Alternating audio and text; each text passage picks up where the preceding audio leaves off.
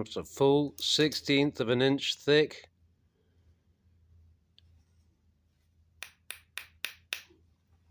I just stood on it. It supported my weight. I'm not a very heavy guy, but yeah, I think that still's going to stand for something, isn't it? No pun intended. So I've been doing some whittling with my further refined geometrically. It's a little more scratchy actually, but I got most of the factory scratches out now, and that's pretty light scratching. So you can see the lamp that the phone sits on. Yeah. It took a lot of correction. Now, if I run my hands down here like this, what I can feel is that there was a bulge here and a hollow here. Well, there is still slightly, but the whole thing was warping off this way. Now, in my experience, all knives do this. I haven't seen a really straight one yet, but if you wanted a really straight one in MagnaCut, that would be complicated, because I gather that MagnaCut is subject to warping. And there are ways that you can kind of somewhat deal with that. And one of those is to leave your blade really nice and thick for heat treatment. But then, of course, you would have to grind away a lot of treated metal. And so Kershaw didn't do that. The compromise that they took was to make the blade really thick to allow for a lot of that divergence, and then just put a nice thick bevel on it. And, you know, if you want it better, you take care of it. And that's what I'm doing.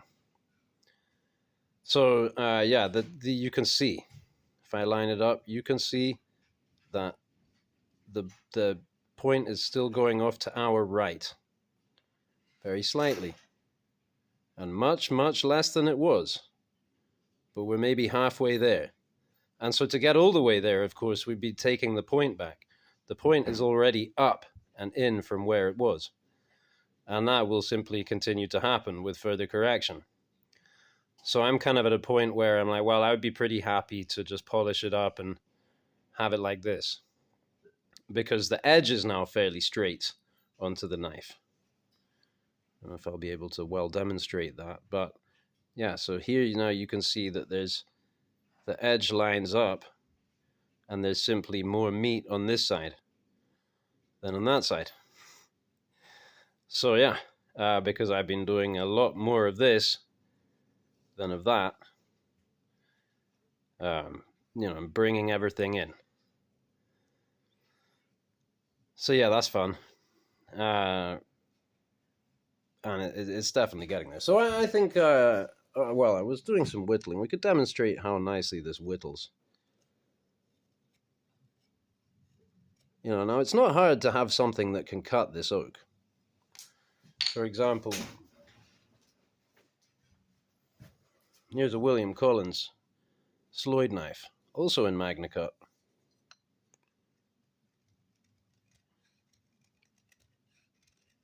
No trouble cutting it. Wow, this is just not as sharp. I would have to sharpen this. But the thing is that the geometry of the edge is obviously quite distinct, because both of these are to 0. But look how thin this one is by comparison. And it also has much more convex to it. This is really still flat. So,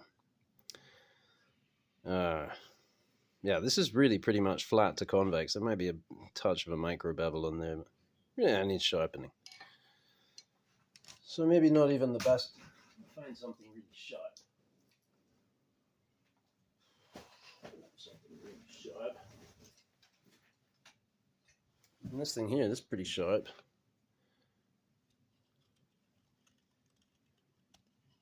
Well, anything that... Okay. Fine. Sorry, bear with me.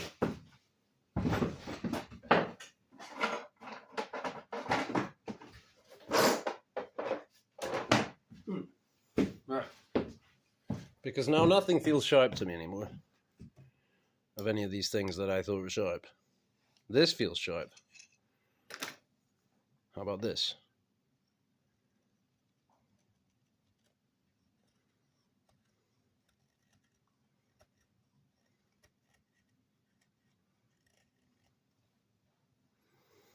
Because this is the question.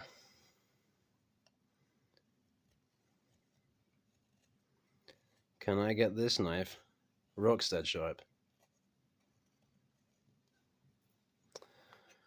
And in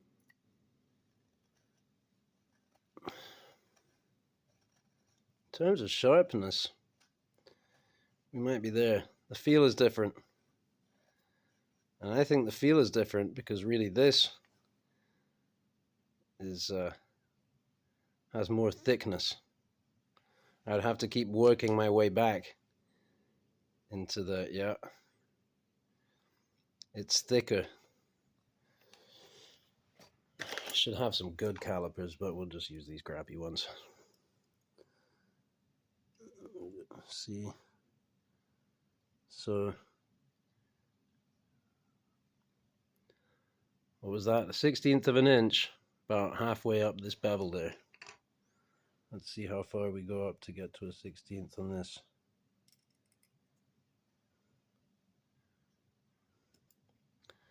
Quite a lot higher up, I'd say. On the Rockstead, we were like there. So, has a, you know, more of a kind of a scanned Evex feel to it. Yeah, you're a little, got a little more height in the angle of the tack, and I think that's better, actually. You know, not for pure slicing ability, but for this kind of thing, for this kind of wood carving thing. Now, for this kind of thing, what I'm going to attempt to do now with this, the sliciness should help.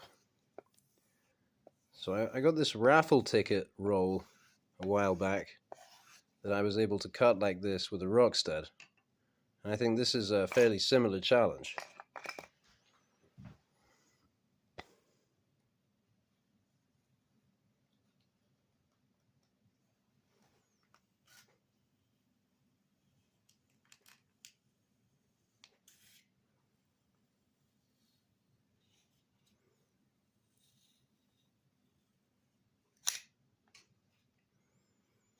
Well,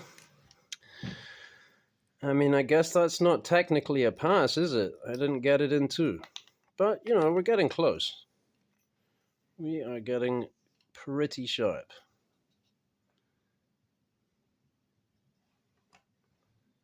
So I think that now I could basically say that I can assert that this is one of the sharpest knives in the world right now. How can I say that? Well, because my previous conviction was that Rockstead makes some of the sharpest knives in the world. I'm not alone in this conviction. And, you know, they have cutting tests to back it.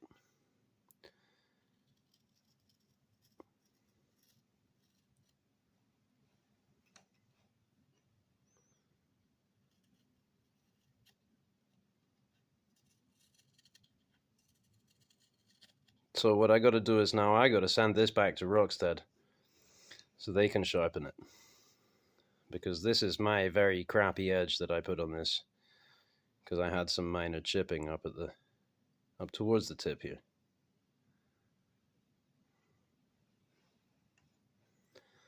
And then I can really do a comparative study.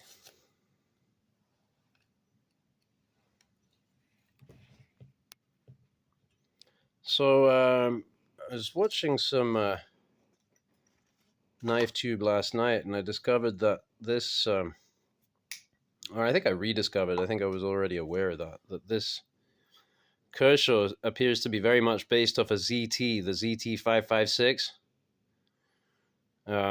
Which actually, if you look at it, if you were to have one and look at it next to this, I think that overall it makes more sense. But this one's cool. Thanks for watching.